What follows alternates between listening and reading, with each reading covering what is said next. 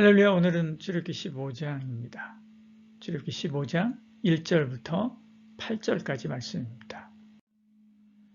이때 모세와 이스라엘 자손이 이 노래로 여호와께 노래하니 일렀으되 내가 여호와를 찬송하리니 그는 높고 영화로우심이요 말과 그 탄자를 바다에 던지셨음이로다.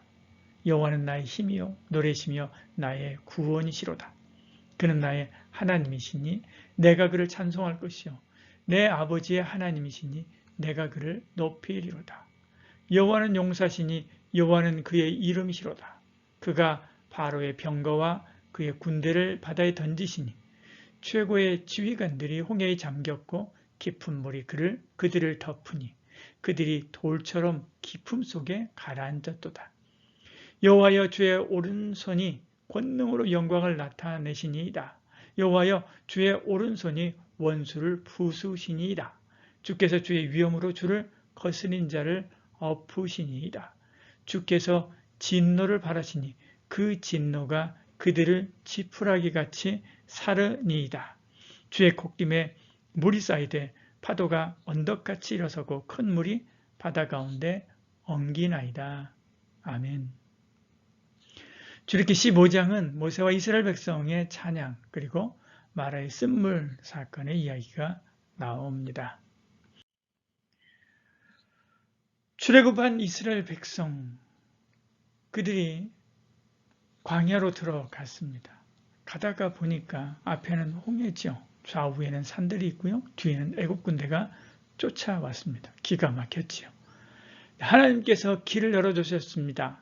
홍해를 열고 그리고 이스라엘 백성들은 그 홍해를 16km나 되는 그 홍해를 육지같이 건너서 그 바다 건너편에 이르게 되지요. 그러나 그들을 쫓아오던 애굽 군대는 그 바다에 수장되고 맙니다. 언덕 위에 서서 수장되어 다 죽어 물에 쓸려 내려가고 있는 애굽 군대를 볼 때 이스라엘 백성들은 기가 막혔지요. 그리고 그들을 도우신 하나님을 찬양하는 것입니다. 1절 2절에 말씀하죠. 이때 모세와 이스라엘 자손이 이 노래로 여호와께 노래하니 일러스되 내가 여호와를 찬송하리니 그는 높고 영화로우시며 그 말과 그 탄자를 바다에 던지셨음이로다. 그렇게 말씀합니다. 이처럼 여호와는 나의 힘이요 나의 능력이십니다. 나를 대신하여 싸우시는 용사지요. 3절에 말씀하지요. 아무리 강한 원수라 할지라도 그들을 거품처럼 쓰러지게 할 수 있습니다. 하나님은 나에게 생명을 주시고 나에게 힘을 주십니다. 기가 막힌 웅덩이에 있다 할지라도 나를 건져주시는 분이 우리 하나님이십니다. 그러니까 바울과 실라는 옥에 갇혀서 내일 죽을지 모레 죽을지 모르는 그 상황에서도 여호와를 찬송할 수 있었던 것이지요. 도망자 다윗이 광야에서 시편 23편의 찬양을 부를 수 있었던 것입니다. 여러분이 어떤 어려움을 당했다 할지라도 나의 힘이 되신 여호와를 믿고 바라시기를 바랍니다. 그러면 하나님께서 당신을 위해서 예비하신 홍해 바닷길을 열어 주실 것입니다. 13절에 말씀합니다. 주의 인자하심으로 주께서 구속하신 백성을 인도하시되 주의 힘으로 그들을 주의 거룩한 처소에 들어가게 하시나이다 말씀하지요. 주님이 주의 거룩한 곳으로 이끌어 가셨습니다. 그래서 그들은 날마다 한 발자국 한 발자국 예비하신 그 땅에 가까이 갔던 것을 보지요. 이제는 떠돌이 노예가 아닙니다. 사람들이 아무렇게 대해도 되는 그런 사람들이 아니었죠. 이 일이 있은 후부터 온 세상 사람들은 이스라엘 백성들을 두려워하기 시작했습니다. 그들이 믿는 하나님을 경외하며 그 앞에 무릎을 꿇었습니다. 하나님이 세워주신 것이지요. 이처럼 우리는 하나님의 성소입니다. 하나님 나라에 우리는 제사장들이지요. 이제는 우리는 아무개가 아닙니다. 김씨, 이씨, 박씨가 아닙니다. 김선생, 이선생이 아닙니다. 우리는 거룩한 하나님의 자녀입니다. 나의 발을 사슴과 같이 높은 곳에 하나님께서 주께서 세워주셨기 때문에 그렇지요. 이처럼 하나님은 오늘도 우리를 거룩한 곳 저 천국으로 한 발자국 한 발자국 인도하시고 이끌어 가십니다. 성결하고 거룩한 삶으로 우리를 인도하시지요. 우리를 높은 곳에 세워주셨습니다. 그 주님 의지하여 승리하는 저와 여러분들을 축복합니다. 하나님의 자녀로서의 자존감을 잃어버리면 안 됩니다. 우리는 하나님의 자녀다라고 하는 이 자부심 가지고 세상이 인정하든 인정하지 않든 세상의 중앙통을 지나가며 살아계신 하나님의 영광을 나타내는 삶을 살아가야만 하지요.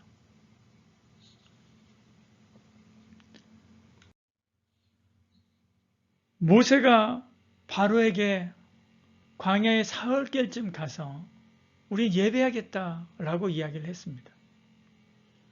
그 이야기한 그대로 이제 사흘길을 갔죠. 그런데 이스라엘 백성들도 내심 기대했을 것입니다. 거기 좋은 곳이 아닐까 기대했을 것입니다. 그런데 거기는 오아시스가 있는 게 아니었습니다. 거기는 사진에서 보듯이 아무것도 없는 광야였습니다. 물이 없어서 찾았지만 쓴물밖에 찾을 수 없는 바로 그러한 곳이었지요. 백성들은 원망하기 시작합니다. 그들의 꿈이 산산이 부서지고 이제 죽을 위기를 만났기 때문에 그렇지요. 그러나 하나님은 막대기를 던져서 그 물을 치료하십니다. 그리고 단물이 되게 하시죠. 백성이 충분히 먹고 마시게 합니다. 이스라엘 백성들은 이제 배를 두드리며 12종려 나무 아래 앉아서 쉼을 누리게 되지요. 그것은 부족함도 없고 남는 것도 없는 하나님께서 예비하신 낙원이었습니다. 엘림의 12샘은 구원을 상징합니다. 종려 나무들은 축복을 상징하지요. 건강을 상징합니다. 그러므로 성도들에게 있어서 엘림으로 가는 길은 구원으로 가는 길이고 복에 이르는 길이고 영육이 강건한 그런 길입니다. 사실 어느 곳에 간다고 해서 우리 행복해지지 않습니다. 어느 위치에 이른다고 해서 내가 행복해지는 게 아닙니다. 장소의 문제나 소유의 문제나 위치의 문제가 아닙니다. 하나님이 계시면 지금 이 수르광야처럼 아무것도 없는 그곳에도 낙원이 됩니다. 그러나 하나님이 계시지 않으면 애굽 그 번성한 도시 한복판에 있다 할지라도 먹을 것이 풍성하고 풍성한 그곳이 있다 할지라도 노예와 같은 그런 삶을 살고 고된 인생을 살 뿐입니다. 하나님은 젖과 꿀이 흐르는 땅이 아니라 젖과 꿀이 흐르는 당신께 이스라엘을 이끌어 가시기를 원하셨던 것입니다. 그러므로 주와 함께함이 복입니다. 환경이나 조건을 구하지 말고 주님을 구하고 하나님을 구하시길 바랍니다. 하나님이 젖과 꿀이 흐르는 땅입니다. 하나님이 우리의 기업입니다. 하나님이 우리의 복입니다. 하나님이 우리의 군대고요. 하나님이 우리의 승리입니다. 그때 온전한 안식이 있고 쉼이 있고 행복이 있지요. 기도하겠습니다. 사랑이 많으신 우리 하나님, 우리에게 은혜를 베풀어 주시고 함께하사 늘 우리의 복이 되신 하나님 곁에 있게 하시고 그 하나님으로 인하여 내가 어떤 장소, 어떤 환경에 처해 있든지 하나님께서 우리에게 주시는 젖과 꿀의 행복, 복을 누리는 삶을 살아가는 저희들 되게 하여 주시옵소서.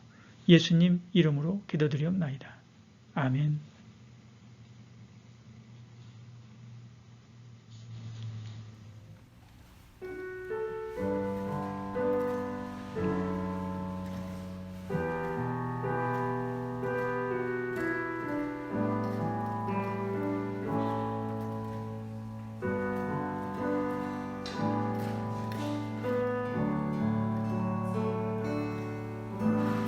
주의 사랑을 주의 선하심을